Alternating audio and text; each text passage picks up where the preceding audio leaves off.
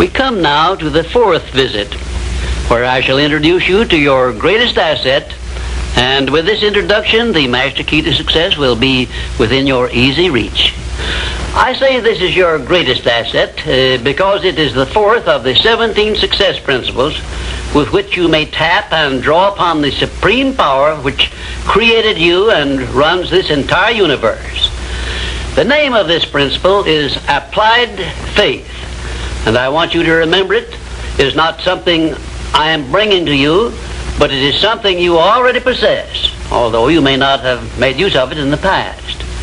And now let me tell you what applied faith is and what you can do with it. Applied faith is the mental attitude wherein you may clear your mind of all fears and doubts and direct it to the attainment of whatever you desire in life. In our first visit, I told you that you and I and every person were blessed with the privilege of complete control over but one thing, and that is the exclusive right to take possession of our own minds and direct them to the attainment of whatever we desire in life. Applied faith is a mental attitude we must cultivate and maintain before we can take complete possession of our minds.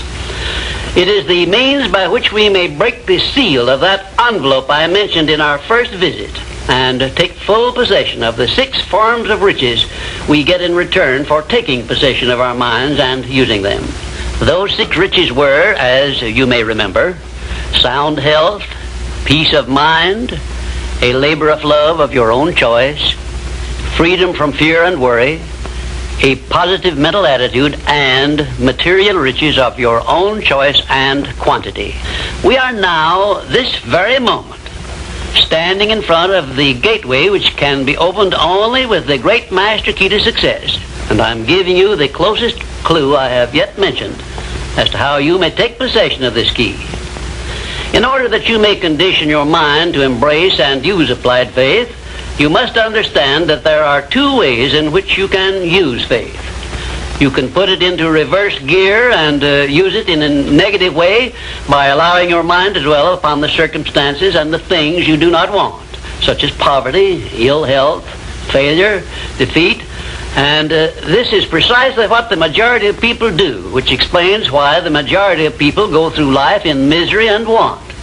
Or you can take possession of your mind and direct it to think of the 6 riches which came over with you in that sealed envelope, and you will attract these riches to bless and serve you all through your life.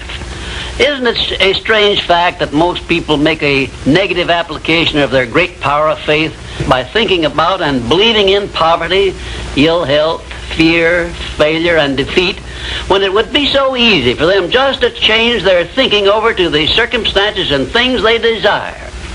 Now let me give you a description of the one thing which represents the main difference between a successful person and a failure. Please listen carefully and think for yourself as I speak, because failure to recognize the truth I am about to give you is the starting point of most failures. Successful people in all occupations, all professions, and all callings have one trait which distinguishes them from the failures.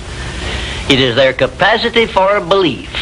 The failures see the hole in the donut, but do not see the donut around the hole. The successes see the hole also, but they see the donut around the hole. Thomas A. Edison believed that he could perfect an incandescent electric lamp, and despite the fact that he failed over 10,000 times before he was crowned with success, he made his belief uncover the secret for which he was searching. Give one guess as to how many times the average person must fail before he quits. Fails because of the lack of capacity for belief. How many times can you meet with defeat before you give up the ghost and quit? Henry Ford believed he could build a self-propelled vehicle which would take the place of the horse and buggy. And despite the ridicule of relatives and neighbors and the lack of finances, he transmuted his belief into an industrial empire which changed the entire American way of life. Mind you, Ford did this with very little education and no operating capital to begin with. Right here, let me ask you a question which may well change your entire life. You perhaps have an idea or a plan which would be useful to other people. but you have done nothing about it because you lack the self-confidence to give you a start. In other words, you are now where Henry Ford was before he built the first model of his world-famous automobile. Mr. Ford broke through that wall of fear, which may now be holding you back, and put his idea into operation by making use of the mastermind principle I mentioned in our second visit, through an alliance with his wife. Now, the question I wish to ask you is this. Why don't you form a mastermind alliance with someone and begin putting your ideas to work for you? Belief is truly a magic word because it is the beginning of all successes. It is the very foundation of civilization. It is the one quality you must develop before you can make use of the great master key to success. To be successful, you must become a person with a great capacity for belief. And the place to start believing is with yourself. You should begin by recognizing that you were born with the privilege of complete control over your own mind. You should also recognize that by the application of the master key to success, which I am passing on to you through these visits, you can take full possession of your mind and make it yield you whatever you demand in life. Observe, I use the word demand, not beg. The Creator never intended for you to beg for anything. If He had, He would not have blessed you with full control over your own mind. If your life is not what you want it to be, you can change it.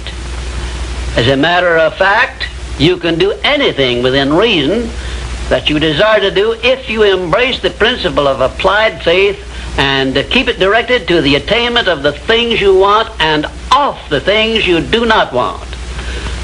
I should know what I'm talking about because I was handicapped at birth by the four horsemen which keep most people in bondage all the days of their lives: poverty, fear, illiteracy, and superstition. I have discovered the master key which gives one deliverance from all the evils one does not want and opens wide the gateway to the riches which the Creator intended every person to enjoy on this earth. Applied faith is the only means by which the master key can be appropriated and used. Therefore, I give you these instructions through which you may create a mental attitude which is favorable for the expression of faith. 1, know what you want and believe that you can and will get it. 2, give expressions of gratitude many times daily for having received that which you want, even before you actually get physical possession of it. Possession starts first in the mind. Please remember this. 3rd, keep your mind open for hunches from within. And when you are inspired to action, do not wait, but move on your own personal initiative at once. Remember, there can be no application of applied faith without action. 4th, when overtaken by defeat, as you may be many times, remember that man's faith is tested many times before he is crowned with final victory. And accept your defeat as nothing more than a challenge to keep on trying. And 5, a burning desire for the things or circumstances you want is the starting point of all applied faith. Be definite, believe, and act. And keep on acting if at first you meet with defeat. 6, when doubt creeps into your mind, remember that whatsoever a man believeth, that shall he also reap. Remember, faith is not something you get. Faith is something you already have. But you may be using it in reverse gear by believing in the circumstances and things you do not want, the things you fear. Remember also that faith is guidance only. It is not a power which will bring you what you want, but a power that can guide you to go after what you want and get it. Remember, too, that your faith is limited only by your own capacity to believe. You can do whatever you make up your mind to do. I believed I could give the world a practical philosophy of success which would free men and women from their fears and limitations. I stood firmly back of that belief through 20-odd years of effort. and so my belief give freedom to millions of people. Do the thing, said Emerson, and you shall have the power.